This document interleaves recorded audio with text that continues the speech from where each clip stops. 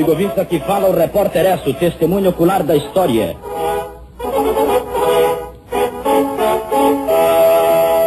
Em 1941, os japoneses atacam a base norte-americana de Pearl Harbor. 1954, suicídio de Getúlio Vargas. 1959, Fidel Castro vence a Revolução Cubana. 1968, Estados Unidos em foco. Assassinados Luther King e Robert Kennedy. Os americanos fazem a primeira viagem em torno da Lua. O repórter Esso, um serviço público da Esso Brasileira de Petróleo e dos revendedores Esso, encerra aqui o seu período de apresentações através do rádio.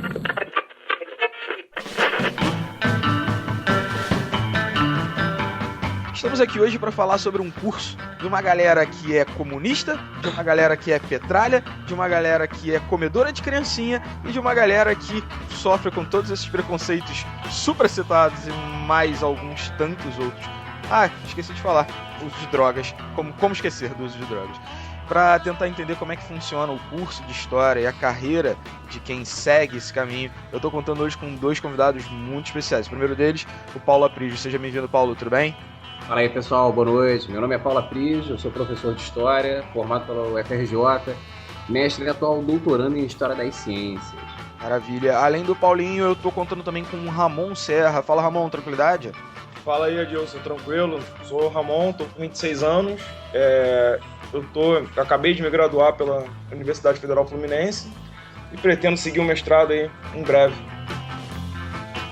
Eu cheguei ao meu limite. Eu quero lhe propor um acordo, delegado. Eu não tomo a iniciativa, mas reajo à primeira provocação. Qualquer ação, veja bem. Provoca uma reação igual e contrária. É uma ameaça, deputado? Não. É um princípio da física. Como a gente tem esse foco justamente na preparação para o vestibular, na preparação para o Enem, eu queria trazer a vocês a memória de quando vocês passaram por isso. Então eu vou começar pelo Ramon. Ramon, como que foi esse período de vestibular para você? Tu chegou a fazer curso para vestibular ou emendou do terceiro ano direto na faculdade? Tu já sabia que queria história? Como é que foi esse período para você, cara? Bom, cara, então assim, a minha história com vestibular ela é meio bizonha, né? Porque eu queria fazer história lá no ensino médio. Eu tinha alguns professores que me cativavam com isso e tal. E, enfim, tinha uma namorada na época que, ela, de certa forma, a gente tinha um interesse mútuo em história e as coisas foram seguindo assim. Só que eu nunca tive o apoio em casa. Os meus pais nunca curtiram muito essa ideia de fazer história.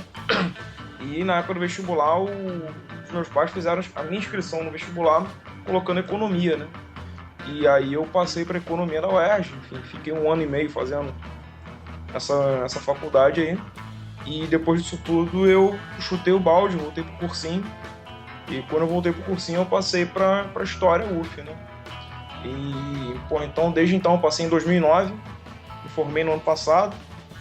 E, enfim, desde então, assim, eu tenho um apreço pela profissão muito grande, né? Porque, enfim, eu me vi, eu não me senti realizado fazendo uma coisa que eu não imaginava pra mim. Paulinho, aproveitando então essa deixa do Ramon, que tinha comentado sobre essa dificuldade de dar a notícia em casa que queria fazer história, tu chegou a sofrer com esse problema também, esse problema de rejeição?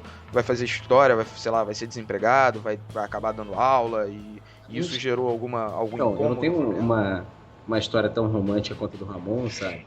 Uma pequena, com quem eu tenha dividido o sonho, etc, etc. Mas também é uma história conturbada, porque, enfim, eu venho de uma família humilde, pobre, retirante, enfim, Rio de Janeiro, década de 80, 90. E lá em casa, assim, a gente sempre teve a educação como uma das portas digamos assim, de galgar novos espaços sociais, né? Não necessariamente com luxo, mas com mais conforto, né? Sair de uma situação de dependência maior. E aí eu cursei minha vida inteira escolar em instituições públicas. Na verdade, eu só mudei de gênero de público, né? Eu saí do municipal e fui para o federal, fiz concurso para uma escola tradicional aqui da cidade. Em 1997 ingressei lá na 5ª série, que é o atual 6º ano. E aí fiquei minha vida escolar básica toda lá. Quando eu estava no primeiro ano do ensino médio, eu já tinha passado por processos de 2 ou 3 greves contínuas, eu cheguei à conclusão de que eu tinha que sair de lá e buscar um novo espaço que me garantisse uma inserção social, né? Já que ali já parecia não me garantir tanto. E aí eu fui fazer prova para a escola militar, uma doideira, cara, assim, tipo, uma parada que não tem muito a ver com a minha personalidade, né? Doideira nesse sentido, enfim, as pessoas estudam o que elas quiserem, eu não tenho nada a ver com isso. E eu obtive até sucesso, assim, estive bem próximo da aprovação, mas foi uma conversa com um professor de geografia, inclusive, né, que se estiver nos ouvindo, muito obrigado, meu prezado professor de geografia, Davi, o nome dele, com DVD, inclusive. E aí o Davi virou pra mim e falou, pô, bicho, tem certeza que é esse negócio militar? Parece que não tem muito a ver contigo, né? Pensa bem melhor isso. Eu já era muito simpático às ciências humanas, né? Sempre me dava melhor em história, geografia, português. Quando vinha aquela prova de matemática, assim, no ensino básico, assim, fundamental, já era dor de cabeça desde a terceira série do ensino fundamental. Assim. E não era cálculo ainda, né, cara? Cálculo, assim, tipo, pra matemática básica, né? É. Quociente. Eu falava assim, putz, o quociente, cara, eu não vou achar o quociente. Mas assim, enfim, dentro das minhas capacidades e habilidades, as matemáticas nunca foram as melhores. Mas já as humanas, sempre tive um prazer, inclusive, em estar ali. E aí, quando eu estava no primeiro ano do ensino médio, também surgiu a possibilidade de participar de um estágio de iniciação científica no Museu Nacional. Eu fiz um processo de seleção, fui aprovado. E quando eu estava no segundo ano do ensino médio, já tinha desistido do militar, iniciei esse estágio no Museu Nacional, né, que pertence ao UFRJ. E também rolava um outro projeto que a gente tocava lá no colégio, que era uma espécie de reforço escolar para uma rapaziada que pretendia fazer prova para escolas técnicas. Então, ao mesmo tempo, eu fui experimentando ali da maneira mais simples possível, pesquisa, ensino, e, cara, foi apaixonante. Né? Eu me realizei mesmo naquilo. E aí fiz a opção, fiz pré-vestibular, com a promessa que ia fazer prova para direito, porque lá em casa... Tu enganou sua família, é isso mesmo? A minha família não, na verdade, que não me ouça. A grande enganada na situação foi minha mãe, porque as Coitada, cara. Não, mas aí houve um complô familiar entre os irmãos, né? As minhas no curso, e aí elas fecharam comigo, né? Sabiam que eu tinha não diria vocação, mas uma simpatia muito grande. E talvez por elas não terem cumprido o curso que talvez quisessem, né? Eu tenho uma irmã administradora e outra economista. E nenhuma das duas desejava fazer isso? Assim, a mais velha, ela desejou administração, sim. A do meio, né, que é a mais velha em sequência de mim, ela tinha como desejo fazer inicialmente publicidade, mas ela fez economia. Terminou o curso que o Ramon começou. Alguém tem que terminar esse curso, né, cara? Desde que não seja eu. Ela me apoiou muito nesse sentido. Ela falou, pô, eu acho que se você gosta, não tem que ter medo, tem que ter coragem, e vamos lá, a gente vai dar um jeito. E acabou que eu passei para todas as provas que eu fiz, né, na época do vestibular, e em 2005 mesmo, né, no ano seguinte de eu ter terminado o ensino médio, eu ingressei na graduação da UFRJ. Né, estou na UFRJ até hoje. Né, Seguiu fazendo a pós-graduação dentro da mesma universidade? Na universidade, em outro instituto, em outro fórum, mas dentro da mesma universidade. E assim, foi uma experiência... Esses 2 anos, assim, o segundo e terceiro ano do ensino médio, que eu pude experimentar a pesquisa no ensino, mesmo estando no ensino básico, foi muito transformador. E é uma oportunidade que poucas pessoas têm. Do meu convívio profissional, pouca gente teve a possibilidade de ter uma iniciação científica e pudesse falar, pô, legal, é isso aqui. Principalmente quando a gente é muito novinho, né? Pô, tu começou a fazer isso aí com 15, 16 anos, provavelmente, alguma coisa em torno disso. E que daqui a pouquinho você tem que escolher qual é a profissão que você vai ter pro resto da sua vida.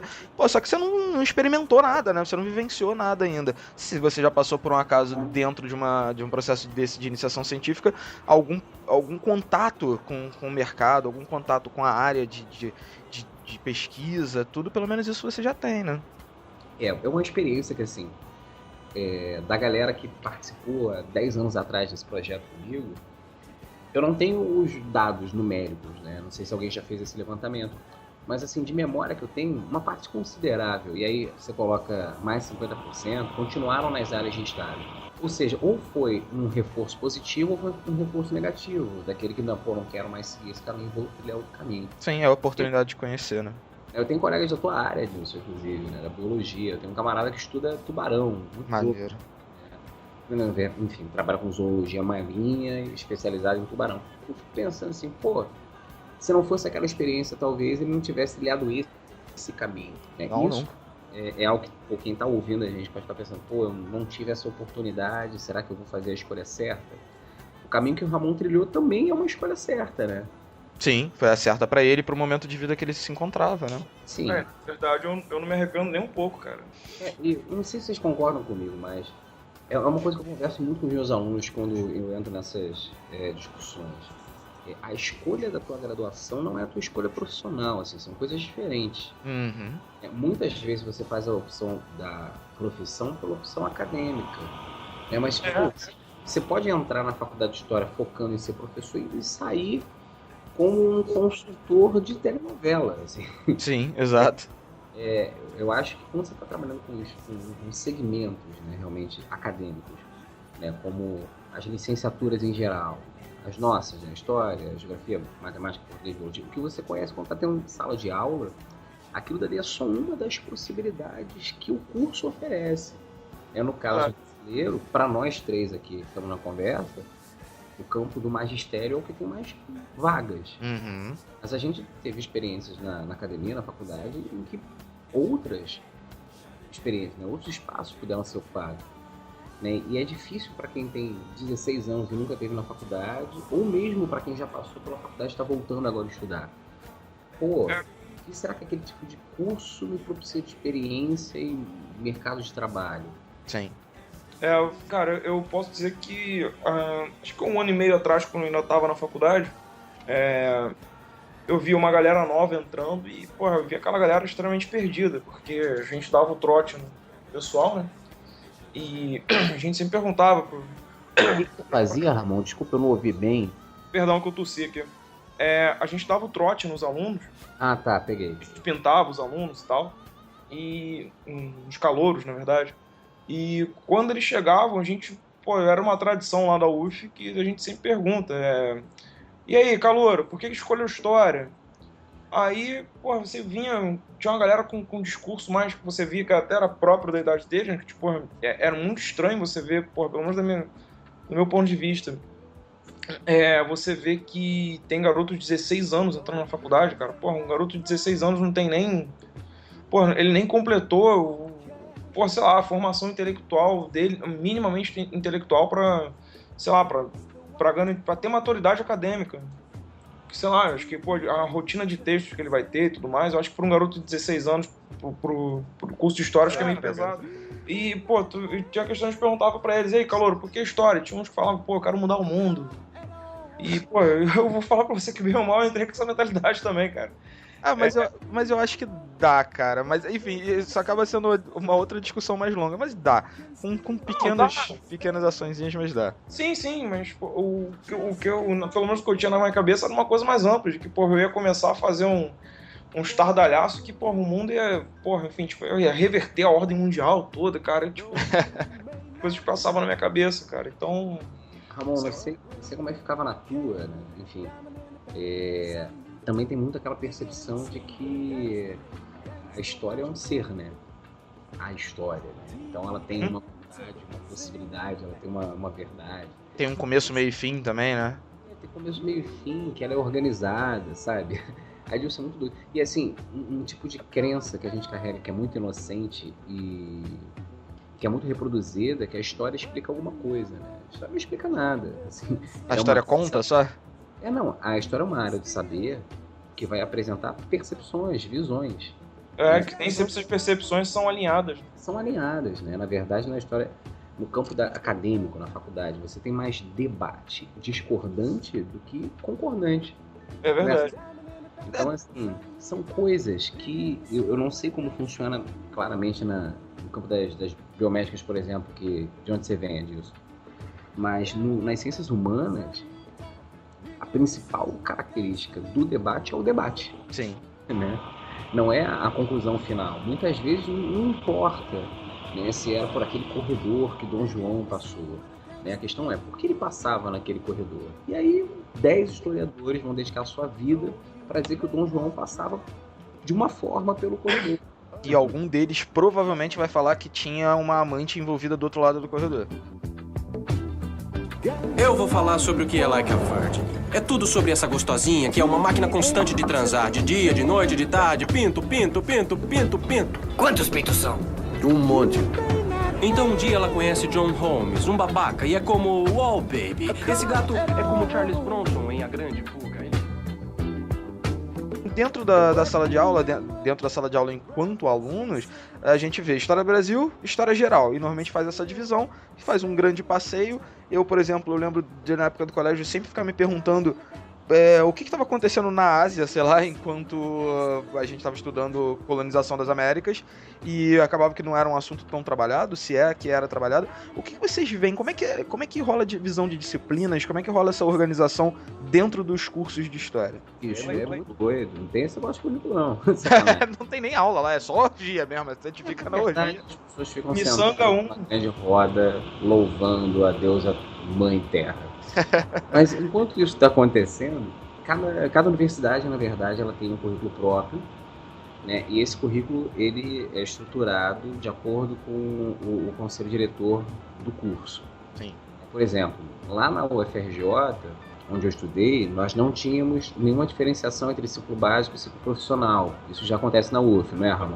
Acontece. Como é que funcionava o curso na UFRJ? Você entra estudando o mundo contemporâneo, né, o tempo de agora, século XX, século XXI, e a partir daí, né, você começa a cursar disciplinas obrigatórias eletivas, né, e tem uma quantidade X de créditos a serem cumpridas de ambas. Poucas matérias prendiam as matérias a posteriori, né? Na verdade, 2 matérias prendiam, que era uma matéria que você fazia no primeiro período, que era economia, e uma outra matéria que você fazia também no primeiro período, que era metodologia 1, que prendia a metodologia 2, e posteriormente uma matéria chamada teoria e investigação, que era a produção do trabalho de conclusão de curso. O resto você fazia de acordo com o seu interesse, dentro daquele campo das disciplinas obrigatórias e das disciplinas eletivas. Inclusive, você pode fazer quantas matérias você suportar, né, antes do suicídio. Na UF, como é que era? Não, cara, na UF a gente tem um currículo que ele era interessante, mas assim, o que eu senti grande problema na faculdade da UF é que ela forma muito mais a gente voltado para... Ela dá pra gente uma formação muito mais para pesquisa do que para a área de ensino. Tanto que eles sentiram esse problema, essa deficiência no currículo já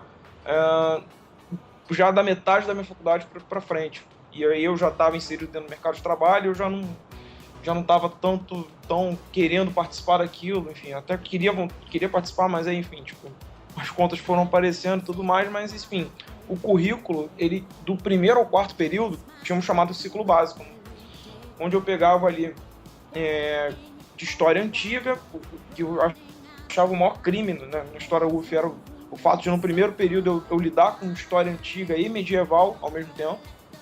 E, enfim, aí depois você tem as matérias subsequentes. No primeiro período eu tinha sociologia, antropologia, introdução aos estudos históricos, antiga e medieval. No segundo período já saía sociologia e entrava uma matéria de metodologia chamada TMH, que no terceiro período vai ser substituída por uma matéria chamada METEC, que era a ideia de você criar já no terceiro período um projeto de pesquisa. Tanto que a maior parte das bolsas de iniciação científica na UF te pedem como requisito o fato de você estar acima do terceiro período. E, enfim, tipo, eu tinha uma formação muito voltada para pesquisa. Eu só podia começar a pegar matéria de educação a partir do quarto período, que já abria a partir do quinto período, que já abriu uma janelinha ali, porque eu só tinha 3 matérias do ciclo básico para completar no quarto período, que era América 3, Brasil 3 e Contemporânea 2. Então, assim, eu achava o currículo da UF muito complicado, porque ainda tinha uma questão, tipo, que você faz uma espécie de especialização dentro da tua graduação. Então, tipo, o nego te induz a já para esse lance da pesquisa dentro da graduação. Tipo, a minha crítica ao currículo da UF é que eu já vi o currículo da FRJ e eu reparava que o currículo da FRJ era um pouco mais amplo. E eu, infelizmente, isso acaba refletindo dentro da cultura da própria faculdade, né? É muito comum você ver os alunos da faculdade dizendo que são pesquisadores, cara. Isso é uma parada muito bizarra. Tipo, você acaba sendo meio que engolido pelo aquele universo acadêmico, que eu sempre fui um pouco avesso àquilo. Eu sempre achei o universo acadêmico, enfim, não sei se o Paulo tem isso, enfim. Eu era um cara que eu odiava a pompa do academicismo e tal, e a minha ideia, até quando eu dou aula, é ter um discurso mais simplista para que pelo menos eu possa atrair para mim o cara que acha história uma matéria desinteressante. Então, assim, e eu via, enfim, muitas das vezes alguns professores na faculdade falando demais, enfim, tipo, falando de uma pompa e tal, tipo, sabe, um discurso totalmente, pomposo, de difícil acesso e tal. Isso era até uma das discussões que você tinha dentro da UF, o Estatuto Científico da História. A história tinha que ser escrita para as pessoas que entendem história, e não para um público geral. E isso passava pela própria percepção de currículo que a faculdade gerava essas discussões e tal.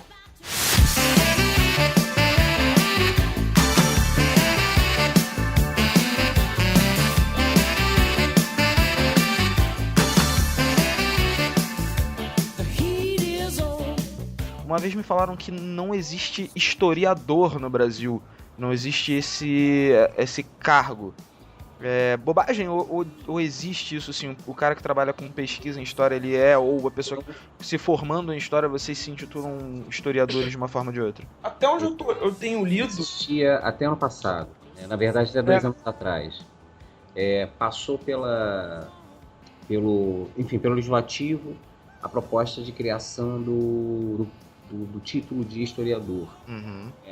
Foi acompanhado de muitos debates, né, porque colocava como historiador apenas o sujeito que tinha passado por determinadas graduações em história. Então tem muita gente que atua como professor na área, estou falando superior, né, não é só básica não, e que vem de outras formações, né, que tenha só pós-graduação ou nem isso na área. Então houve um debate muito sério, profundo, etc, etc. E aí, recentemente, né, foi aprovada a criação do ofício de historiador. Mas isso tinha alguma coisa a ver, ou tem alguma coisa a ver com algum conselho regulamentador? Ou vocês têm um conselho regulamentador para a área? Está junto com outros cursos? Como é que funciona? Não existe um CREA, nenhum conselho. Ainda não. Existe a Associação Nacional de História, ANPUR, que na verdade ela surge quando é criada como Associação Nacional de Professores Universitários de História. Então era uma associação bastante limitada e ela vai se pluralizando, né? Hoje, da educação, das áreas de educação até as áreas mais badaladas assim, da pesquisa científica, em História você tem espaço dentro dessa associação, mas não há um conselho regulamentador, não. O que foi que eu fiz para que você me tratasse com tanta falta de respeito? Se tivesse vindo a mim por amizade, os pilantras que maltrataram a sua filha já estariam sofrendo neste instante. E se por acaso um homem honesto como você fizesse inimigos, então eles seriam meus inimigos. E temeriam você. Como é que funciona a saída, então, para o mercado? Porque, uma vez formados, deixando até um pouco de lado essa discussão de ser historiador ou não ser historiador, você tem a opção de fazer um bacharelado ou uma licenciatura, ou quem cursa História obrigatoriamente tem que fazer a licenciatura? E quais são as vertentes possíveis para quem escolhe a História como graduação? Olha, tem... um dia desses eu fui dar aula nos projetos desses da vida, e uma menina no final da aula me parou e ela falou o seguinte: não, tô querendo fazer história e tudo mais e tal, tipo, o que você me diz da profissão? Aí eu fui falando as minhas impressões pra ela, né? Eu obviamente cheguei e falei pra ela: olha só, eu acho que por enquanto o melhor caminho é você ir pra sala de aula. E eu disse pra ela: se você tem paciência de explicar, tem essa coisa de se relacionar com as pessoas, assim, tipo, eu acho assim, bacana você ir pra sala de aula. Ela falou: não, eu queria ser pesquisadora. Eu falei: olha, a profissão foi regulamentada, mas a gente não tem conhecimento de como vai ser esse mercado de trabalho ainda. Assim, tipo, talvez daqui a uns 4, 5 anos, quando você sair da faculdade, as coisas estejam melhores. Falei pra ela, a dica que eu te dou é fazer isso aí. Pelo menos a ideia que eu tenho é de que, pelo menos o exercício da profissão enquanto historiador, eu acho muito complicado dele existir. Tanto que, assim, tipo, não sei qual era a realidade que o Paulo tinha lá na FRJ, mas na UF eu vinha muito professor. Tem uns professores que são muito reconhecidos no campo, e esses caras, muitas das vezes, não davam aula. A pesquisa, ela tá, pra quem é historiador, ela tá atrelada ao ambiente universitário, ao ambiente acadêmico. Exatamente. Ou museu, né? No caso, por exemplo, da FRJ, que tem o Museu Nacional sobre sua tutela. Além do museu, que eu imagino que o número de cargos não seja tão alto assim, o número de vagas disponíveis não seja tão alto. Além do museu e do ambiente universitário e da sala de aula, tem mais algum lugar para onde o historiador ele possa correr, ele possa se abrigar? Existem áreas que são divididas por alguns profissionais, né? Por exemplo, a área de museus, a área de arquivo, elas são áreas do saber, cujo o profissional mais marcante atuando é o de formação, né? Por exemplo, o museólogo e o arquivista, por exemplo, mas o historiador ele também atua nesses espaços. Assim como também atua nos institutos, por exemplo, ligados ao patrimônio e à memória, como o IFAM, né? Ou o próprio IBRAM, né? O Instituto Brasileiro de Museus. Então você tem esses campos, né? A UFRJ ela tem o Museu Nacional, mas ela também tem um espaço que é bastante plural, inclusive, e aí quem mora no Rio de Janeiro deveria conhecer, fica a dica, que é a Casa da Ciência. Né? Que é maravilhosa, diga-se de passagem. Se você, conhecendo, você sabe, tem historiador, tem biólogo, tem físico, é um espaço bastante plural. Mas, basicamente, o campo acadêmico da pesquisa, ele está mais restrito ao ambiente universitário, sim, crescendo, porque você tem hoje, no ensino federal, os IFs, os institutos federais, que são ao mesmo tempo ensino básico e tecnológico superior. Então tem se tornado também um caminho bastante próprio e novo no campo de atuação acadêmica atrelado ao ensino básico. Mas vejo que é um ambiente ainda muito arcaico, mas eu acho que tem uma nova geração de historiadores que estão por vir para realmente desfazer esses senhores feudais dos seus feudos. Né, brincando. Tirar essa galera da Torre de Marfim, né? Que não saem de lá por nada, assim. Eu tive uma professora na faculdade que, assim, eu devo muita coisa àquela mulher. Ela me deu aula de história medieval. E, cara, toda a percepção que eu tenho de educação, eu não aprendi na faculdade de educação. Eu não aprendi com as matérias de educação, eu aprendi com ela. Porque ela ministrava uns cursos do tipo... como é que era o nome das matérias? História e educação. Aí, enfim, cara, a mulher, tipo, ela simplesmente chegava em sala de aula e numa matéria falava, gente, vamos discutir aqui estratégias pra gente trabalhar determinados assuntos dentro de sala de aula. E, porra, cara, as matérias eram ricas pra caramba. Enfim, tipo, discutiam, assim, tipo, não ficava muito nesse campo teórico que a gente muitas das vezes encontra na faculdade de educação, que, pô, a gente fica lá lendo Paulo Freire, lendo vários caras e tal, que são importantes pra caramba, mas a gente às vezes perde um pouco o foco da noção prática. E a gente acabava nas aulas dessa mulher fazendo, enfim, um conjunto de dinâmicas, que a gente pegava várias temáticas diferentes e pô, a ideia hoje, vamos trabalhar dinâmicas aqui, tipo, sei lá, pro sétimo ano na Idade Média. Vamos ver como é que a gente pode trabalhar a Idade Média com o sexto ano aqui. Tipo, a gente, enfim, cara, fazia várias coisas. Foi uma das matérias mais enriquecedoras, assim, para mim. E acaba que a percepção com a educação, de certa forma, comigo, foi mudando com ela. Então, assim, tipo, eu devo muita coisa. Tipo, Renata Vereza, provavelmente ela não vai estar ouvindo isso aqui, e ela é uma dessas professoras que tem uma visão mais progressista da educação, né?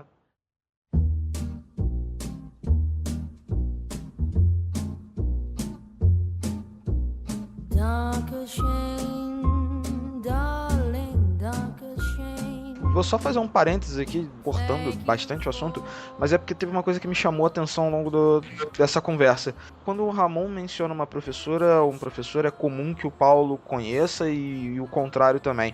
Acho curioso isso, e eu queria destacar, porque na biologia isso acontece bem pouco. E eu acredito que isso se deva, principalmente, ao fato de da produção acadêmica, da produção de livros, textos acadêmicos, para a história, ela ser muito forte no Brasil. Enquanto que para a biologia, a gente usa muito material importado. Os nossos livros, né, que a gente sempre conhece o livro pelo nome do autor e não pelo nome de fato da publicação, eles são todos de autores de fora do país, salvo raríssimas exceções. E pra galera da história, pra galera da geografia, pra galera de sociologia, me parece, pelo menos, que isso é muito mais fácil de acontecer. Que os professores de vocês, eles são reconhecidos dentro de uma comunidade nacional que trabalha para aquela área. Não sei se eu tô falando bobagem, se eu tô inventando uma lógica própria que não existe. Mas achei muito curioso como vocês se reconheciam. É porque assim, o que acontece, Edilson? Dependendo da área, por exemplo, escravidão no Brasil colonial. Quem se dedica a maior parte das vezes são autores brasileiros mesmo, né? Sim, então, que assim, faz todo sentido, né?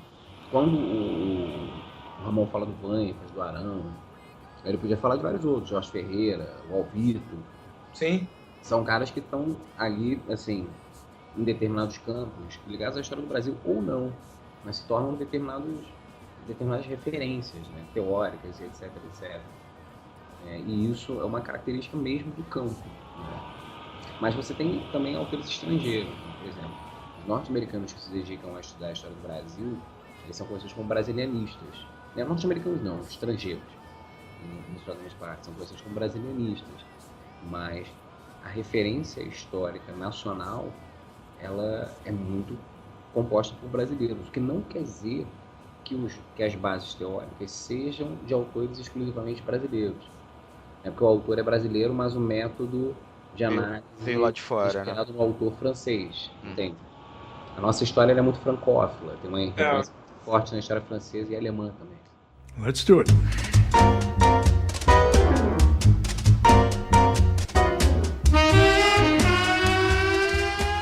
Uma outra parte que eu sempre pergunto a galera que passa aqui pelo podcast Minha Profissão é como é que funciona na prática, pelo menos para a vivência de vocês, o mercado de trabalho. É claro que cada pessoa que eu colocar aqui para falar vai ter uma vivência diferente, logo a percepção vai ser diferente. Mas eu queria saber de vocês como é que isso funcionou. Paulo, como é que foi para você escolher ser professor, se integrar numa sala de aula, interagir com a molecada que vai ali mais ou menos desde os 10, 11 anos de idade até, na média, os seus 17, 18.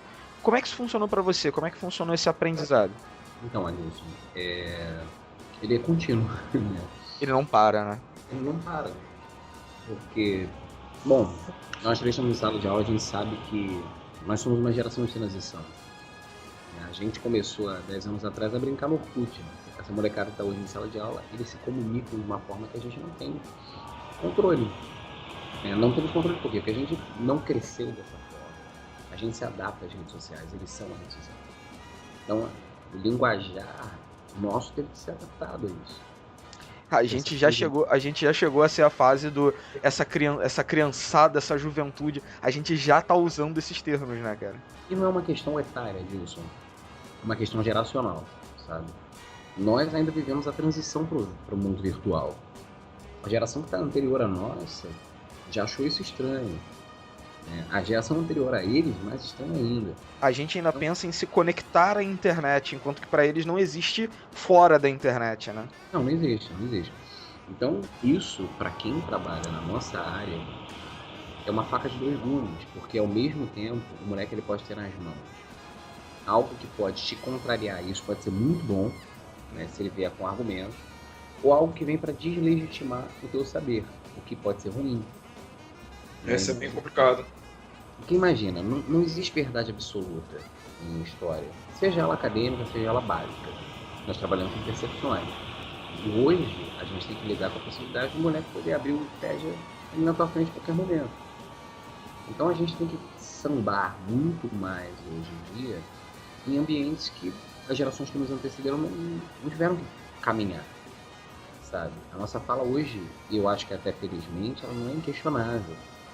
Então a gente tem que aprender a lidar com alunos que ao mesmo tempo podem ser muito mais questionadores, mas existe um ambiente, a própria estrutura escolar, ela é muito mais estimulante. Que eles têm muito mais acesso à informação do que a gente tinha. e às vezes eles podem tomar essas informações como essa avalanche de informação que eles recebem como verdade absoluta também, né? E eles têm uma dificuldade pela quantidade de informação que chega também de filtrar também. A maturidade, né, para perceber e fazer comparações é uma maturidade que vem com o tempo, né, e que nem sempre eles tiveram esse tempo ainda. Não sei o Paulo, mas assim, dar aula na época das eleições foi algo extremamente complicado para mim, porque eu lidei com muitos alunos que me espantaram de verdade, ver alunos de 15, 16 anos com uma mentalidade muito conservadora, sabe? Enfim, a minha percepção de mundo, mas e a forma como é que eles filtravam essas informações me preocupava mais ainda. E aí, cara, até você desconstruir certas coisas que eles vão vendo pela internet, cara, é muito complicado. E ao mesmo tempo, você tem a possibilidade de estar no meio de uma aula e falar, pô, gente, um barril de petróleo, quantos litros tem um barril de petróleo? Tem sempre alguém que pergunta isso. Quantos litros tem um barril de petróleo? Se isso fosse uma informação relevante para mim, eu já teria gravado, mas para mim não é relevante saber quantos litros tem um barril de petróleo. Então, quando me perguntam isso, eu sempre falo, gente, alguém olha no Google quantos litros tem um barril de petróleo? Sei lá, eu chuto, deve ter uns 80 litros um barril de petróleo. E alguém vai trazer essa informação. Então, hoje, a gente pode utilizar esses instrumentos como uma forma de agregar no teu trabalho, uma forma de te isolar ou te atrapalhar. Já vi um aluno perguntando, professor, tipo, Getúlio Vargas morreu quantas vezes, pô? Então, Getúlio Vargas morreu quantas vezes? Você morreu mais de uma, cara. Acho que é mais de uma, porque, pô, de repente, sei lá, não tinha crédito para morreu, Getúlio morreu uma ficha no fliperama e dar continue no jogo. Cara, hoje você pode aprender de qualquer forma. Assim, por mais que limitada que a escola seja, a escola não é a escola onde eu trabalho, a instituição escola hoje em dia. Por mais limitada que ela seja, por mais disciplinadora e limitadora que ela se apresente, eu acredito que ainda é possível aprender dentro daquele espaço. E eu aprendo muito. Então, para mim, a sensação é essa. Claro que tem dias ruins, tem dias bons, mas o exercício do convívio direto e lidando com algo que pode ser plástico, né? A minha área de saber como a do Ramon era uma área que era plástica. Eu posso começar apresentando um tema do presente na vida das pessoas e aquilo dali fazer um sentido para uma simples orientação de olhar. Eu acho isso muito bonito. Ramon. Desculpa, Ramon. Paulo, o barril de petróleo tem aproximadamente 159 litros. Só caso você, né, queira gravar esse volume, eu procurei aqui. Vou lembrar agora para sempre. Porque isso é relevante de fato, né? De todos os corredores por onde passou Dom João, 159 litros de petróleo. Pois bem, agora sabemos. Eu já disse isso antes e vou dizer outra vez. A vida passa rápido demais. E se você não parar de vez em quando para viver a vida, acaba perdendo seu tempo. Eu queria fechar, como eu sempre fecho, pedindo um conselho de cada um de vocês. Então vou começar pelo Ramon dessa vez. Ramon, valeria a pena fazer história toda de novo? Você voltaria para o começo da faculdade, abandonaria a economia mais uma vez para cursar história? Como é que foi essa experiência que você teve? O que você deixa de conselho final para a galera? Olha, pelo perrengue financeiro que eu passei no início da profissão, eu não voltaria. Se fosse pelo aspecto financeiro, pelo menos de início da profissão, eu não voltaria. Se eu fosse pesar só por aí. Mas, cara, de tudo que, eu tô conseguindo hoje, do reconhecimento que eu tô tendo, de trabalhar com camaradas bacanas, tipo, você também, tá, Gilson? Muito obrigado, cara. Paulo não. Escutou? Não, você não, Paulo. Não, Paulo inclui também, cara. Não, você não tinha falado o nome dele. Eu falei não, agora é só porque tá sendo pressionado. Só porque está sendo pressionado. Já que você pressionou aqui. Porque ficou feio, né? Não ficou feio, não. O que acontece é que, cara, quando eu cheguei no ProEnem e vi as aulas do Paulo, eu falei, cara, Paulo, eu sou um admirador do teu trabalho, cara. Então, assim, eu vi que... Sendo chamado de velho. Tá sendo chamado de velho, sim, cara. Admita sua barba, admita seus cabelos brevemente grisalhos. Pô, Paulo, mas eu vou compartilhar, eu vou aproveitar essa ressalva do Ramon porque eu tive poucas oportunidades, infelizmente, de assistir as suas aulas, mas as aulas que eu assisti foram marcantes e significativas demais para o meu desenvolvimento profissional. O pouco tempo que eu pude parar para conversar, que você pôde parar para me dar atenção, de Adilson, mexe esse detalhe, o teu quadro podia ser assim, assim, assado, que tal fazer assim? Isso foi significativo pra caramba. E assim, eu vou me intrometer aqui no depoimento do Ramon pra falar obrigado, cara, obrigado. Eu só não tenho como falar isso sobre o Ramon porque a gente tem a mesma idade e começou a dar aula praticamente ao mesmo tempo. Mas, especialmente com você, eu tenho sempre o muito obrigado guardado. Ramon, desculpa, cara, que escorreu uma gota de suor másculo e hétero aqui pelos meus olhos nesse momento. Não, então assim, o Paulo, quando eu cheguei no ProEnem, eu vi as aulas dele, eu falei, cara, porra, eu tinha outras percepções do que um professor de história podia fazer, né, cara? Então, assim, os caras que eu tinha como referência eram outros, e durante esse ano, porra, você, Paulo, virou uma referência pra mim, sabe? E, porra, então, assim, de tudo que eu tô passando esse ano aí, até trabalhando no ProEnem, do reconhecimento que eu tô tendo e tal, cara, valeu a pena, assim, porque às vezes quando a gente é mais novo, a gente acha que as coisas vão acontecer rápido demais. Elas podem demorar um pouco, se a gente for cimentando bem as coisas, enfim. Acho que as coisas vão acontecendo. Se manter estudando. A minha biblioteca aqui em casa está começando a aumentar consideravelmente. Pô, também tenho uma parte dos meus livros lá na casa dos meus pais e tal. E, pô, se fosse pelo perrengue financeiro eu não voltaria, mas se for por toda a carga de conhecimento que eu adquiri, cara, eu voltaria amarradão e pelo próprio conhecimento que eu tô conseguindo agora, cara. Então, assim, tipo, tem sido tudo muito legal, assim. Às vezes estressante, às vezes eu quero só deitar no final de semana, não ver ninguém. E não ver ninguém, mas assim, tipo, ficar mais na minha, assim, tipo. Mas, cara, tem valido muito a pena, cara. Eu voltaria, inclusive, assim, tipo, a faculdade ela me moldou, cara. A faculdade, quando eu entrei na faculdade, eu achava que a faculdade ia ser uma coisa meio estilo American Pie, né? Tanto que o meu comportamento na faculdade no início era um pouco dessa forma, né? Mas só que aí eu fui me envolvendo com outras coisas e tal. Tipo, a faculdade me transformou muito, cara. Eu fui me envolvendo com o movimento estudantil em um dado momento da minha vida. Teve um dado momento da minha vida que eu virei DJ por conta da faculdade, porque a galera reclamava. Pô, cara, a galera de história só sabe ouvir Chico Buarque, Caetano Veloso e tal. Tipo, pô, Chopadas não tem música diferente e tal. Pô, Ramon, tu entende de música aqui? Faz umas musiquinhas aqui pra gente. Pô, aí, cara, essa coisa... A faculdade me proporcionou esse tipo de vivência que eu também carrego até hoje, assim. Tipo, pô, não sou um apertador de play aí no final de semana, mas... cara, isso foi uma coisa que a faculdade me deu, cara. Então, assim, eu vou... Se for pra parar pra pesar no todo, eu voltaria pra faculdade amarradão.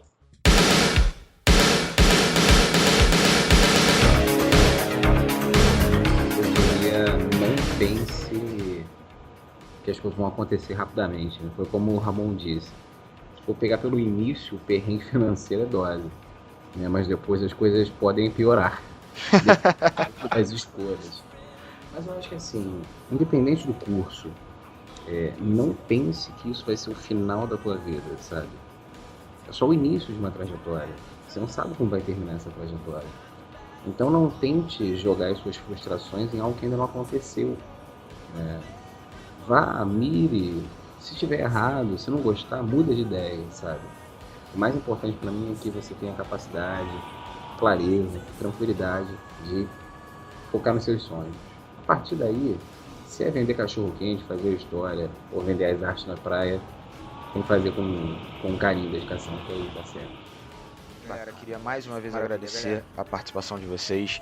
Lembrar a rapaziada que tá em casa que toda semana no blog do ProEnem tem coluna nova do Minha Profissão e tem coluna nova do Paulo também. Paulo, fazer alguma propaganda da coluna, explicar pra galera. A gente tem aí Nas Tramas da História, em que eu venho comentando alguma coisa relevante ou não, né? Você pode pensar que não, mas na prova do Enem tudo pode ser relevante.